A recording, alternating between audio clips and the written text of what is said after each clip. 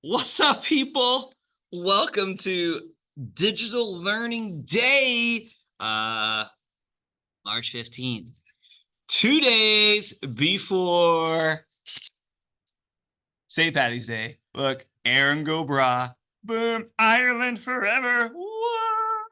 I know a lot of you know that my daughter's name is Harper, and she's named after the Harp of Ireland. Look at that.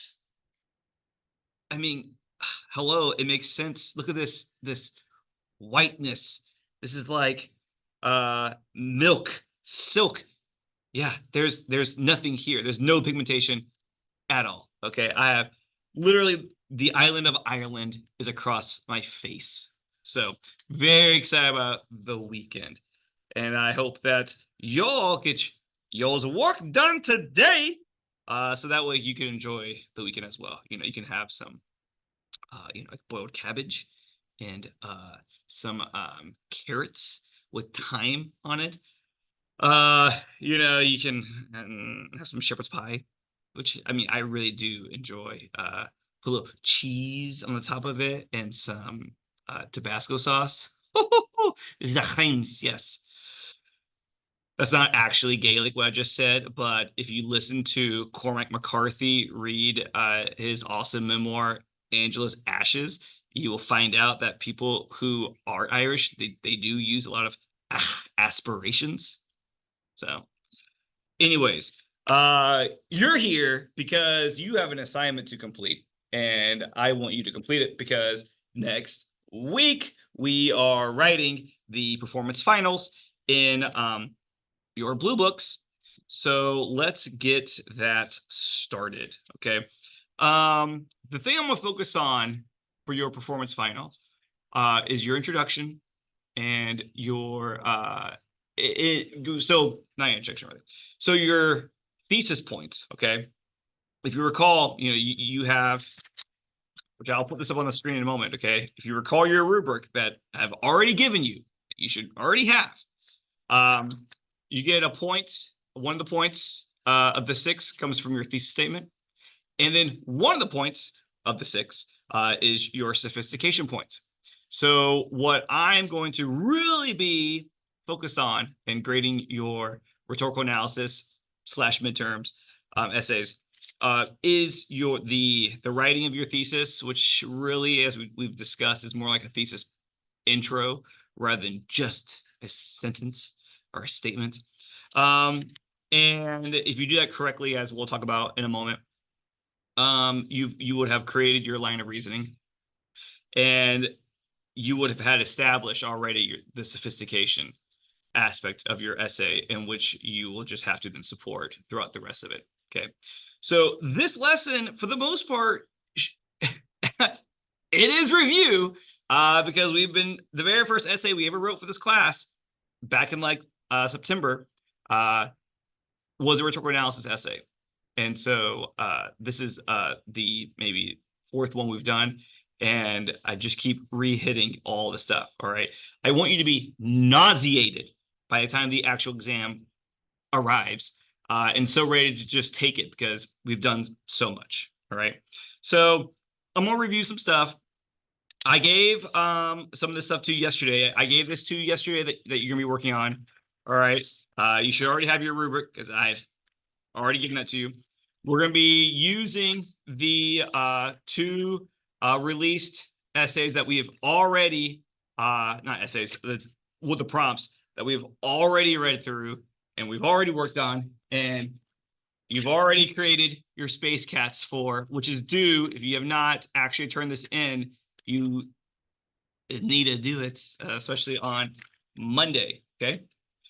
All right. In order to show you, I'm going to share my screen with my the document camera that I've been using, but it's going to have to turn off the video because I can only have one video going at a time. Okay, so I'm going to pause this and switch to this and take one more look. Okay, because now it's disappearing. All right, so I will be back 1 second. Yeah, here we are, people. We got my other camera on. I mean, even though you can't see my face, you can see these wonderful hands. Look at those. Whoa, whoa, whoa, whoa, whoa. I know sign language. Okay, so to go back to brightness, our rubric here, okay? The things we're going to highlight that we're going to focus in on: thesis, okay? Respond to the prompt with a defensible thesis that analyzes the writer's rhetorical choices. So we have to have actual choices. So things like metaphor or establishes ethos, okay, blah blah. All right, that's all we need. Okay. Then we go down to my printer is so pretty. It does it so well. All right, so now we go to the sophistication point. Response demonstrates sophistication of thought and or a complex understanding of the rhetorical situation. Yes, yes, that is gold right there. That's the one that we're definitely going to hit on, okay? So look, this is too subjective. As I've already discussed. Number 3, aiming for the sophistication point by trying to be consistently vivid and persuasive. That's definitely for people who have raw talent, people who are just natural writers. Like, I don't think I'm a natural writer. I think I'm a natural editor. But the same way in which I'm not a songwriter and I couldn't go into a studio and make a song and write a song, I could be a producer because I know what good music is and I know what good writing is. And so this one, and also what a one reader might think that you're being vivid and persuasive, another reader might think you're being bombastic, or over the top, or you're a try hard, and they're like, no. But when we stick to explain the significance of or relevance of the writer's rhetorical choices given the rhetorical situation, this is something absolute. This has absolute information, which we've already discussed, and I'm going to reiterate in a moment. That this you can apply essentially a bad term, a formula. A formula. I said it there. I said it.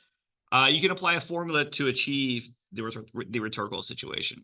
Okay, which is what we're going to discuss today. Okay. All right. So then I gave you this. This is a sample thesis that establishes the sophistication point in the line of reasoning in response to the prompt that I gave you, the 2001 prompt about George Eliot. Okay. All right. So if we are wanting that sophistication point, we need to remember the rhetorical situation. And so let's draw our triangle. Okay. And with that, we have the top. Do you remember? Speaker. Do you remember was here? Say it out loud. Just scream it. Make all your neighbors hear you. Audience. Okay, what's here? Yep, our topic. Okay. And then what goes in the middle? That's right. I know it. I feel your responses. Purpose. Okay. Our purpose. And so the purpose here is what is going to get us to that sophistication point. It's what the speaker is talking about to the audience and what they're trying to achieve. All right, what they are hoping to get. All right. So in this example of your introduction, this is what I refer to as a thesis intro. It's an introduction that is free of all fluff and only sticks to the most specific things that you need to be discussing, which is speaker, audience, purpose, context, and what are they doing? All right. What are they doing? All right. So I have here, if you can pull out your school supplies and pull out some highlighters. Let's see. 1, 2, 3, 4. I have 4. And then you need some for the strategies. Okay. I'm going to have a 5th one for my strategy. And then and for however many strategies I have. All right. I might do that instead. I gotta have the orange for St. Patty's Day. Go Protestants! Woo! Okay. So let's go through this. All right. We're gonna read it first. We're gonna read it first. And then I want you to, in a moment, after I read this, to try to figure out what you think is the speaker, the audience, the purpose, the context, and the strategies. I mean, it's pretty obvious, and then we're going to highlight it. Here we go. During the patriarchal times of the 1800s, many women were confined to standardized gender roles that limited women's abilities to pursue other career paths, such as writing. Drawing upon these conditions, writer Emmy Lewis, aka George Eliot, uses metaphors, her own experiences as a subjugated woman, and an affectionately stoic tone to dispel the romantic misconceptions of being a female writer, to provide realistic encouragement to a fellow aspiring XX writer. Okay. All right. So if this is our sort of our thesis intro, it begins with context. Right? All this during the patriarchal times of the 1800s. That's context. Many women were confined to standardized gender roles that limited women's abilities to pursue other careers, such as writing. That's our context. A good context provides historical setting and topic. All right? It achieves those things. Here we have historical setting, 1800s, patriarchal times, what was happening to women, and then our topic, writing and women. Boom. Now, we have here, drawing upon these conditions, writer Emmy Lewis, aka George Eliot, that, you are right, that is our speaker. Our speaker uses metaphors, her own experience as a subjugated woman, and an affectionately stoic tone. Those are our strategies. There's 3 of them here. Metaphor, experiences, and tone. Good. To dispel the romantic misconceptions of being a female writer, to provide realistic encouragement. All right. So this is sort of the double fold purpose. Encouragement that is established through dispelling romantic misconceptions. Okay, there's purpose. And then finally, we have our audience, an aspiring XX writer. Oh, wow. This is all subconscious right here. I saved the pink one to refer to the female writer. What? Oh my God. There we go. Okay. So this intro, for one, it would receive the 1 point for the thesis statement, because all you have to have in the thesis, all you got to do is rhetorical choices. Rhetorical choices. And those are here: metaphor, experiences, and tone. That's it. So we have 1 point for that. Now, hopefully you will get a 4 for the paragraphs, or this person who did this would get a 4, because each of their paragraphs would be on one strategy at a time: metaphor, experiences, and tone. And hopefully this writer would remember to use evidence, okay, in their discussion. All right. So now let's talk about the sophistication point, which hopefully it sets up the sophistication point, because it deals with purpose. Purpose is the key to the sophistication point. The purpose was established in the introduction, which is great. But now the purpose would need to be discussed in each of the 3 body paragraphs. So in order for this paper to really receive the 1 for sophistication point, they can't just state the purpose in the thesis.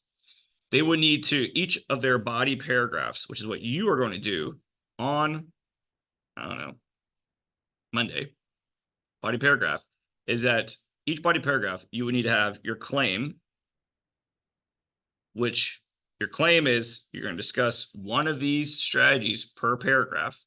So the claim would be Elliot uses metaphor. And then you would have what follows. This is from semester 1, support. And here you would provide an example from the text, an example of Elliot. And if you remember, talked about how you said offspring. You can use offspring, or you can do unripe fruit, whichever one you want. Offspring. And then the third part of your body paragraph, the analysis. This is where, if you recall, you discuss how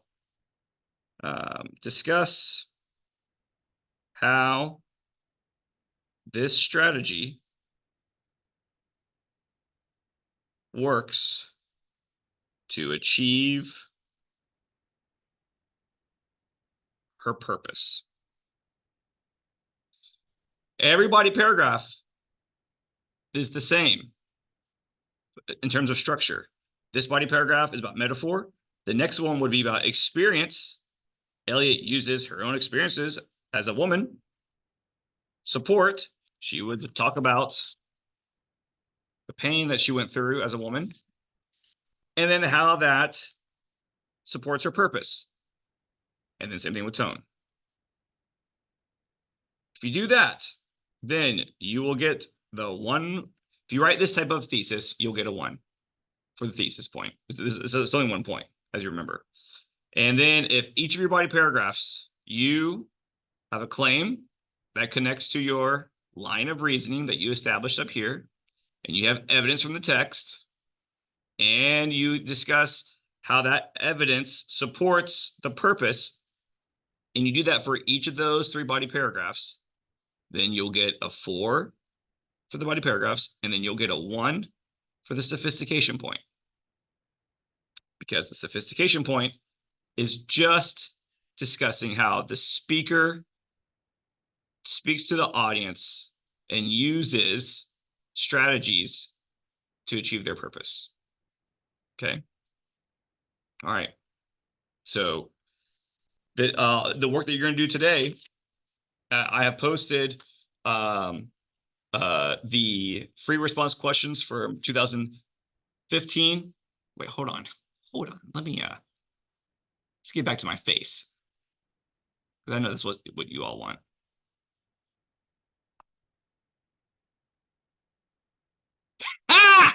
So what you're doing is I've posted the prompts, similar prompts for 2015, 2014, and 2013. Okay.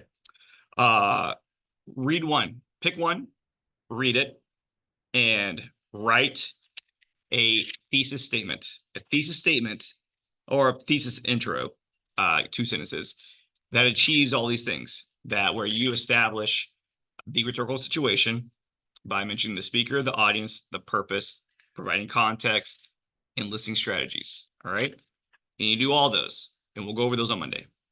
All right. If you have any questions, email me. Okay. Take it easy. Bye-bye.